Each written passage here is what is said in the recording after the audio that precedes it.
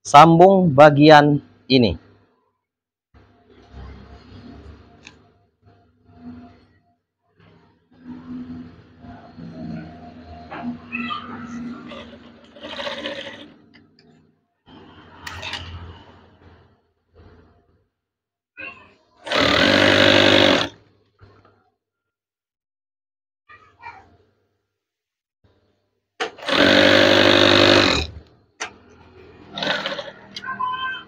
Lihatlah, ini posisi yang sudah disambung.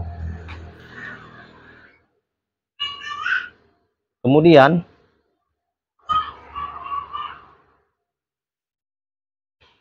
lihatlah, setelah disambung, ini posisinya menjadi 2 meter 40 atau 240 cm dan tingginya adalah 55 cm.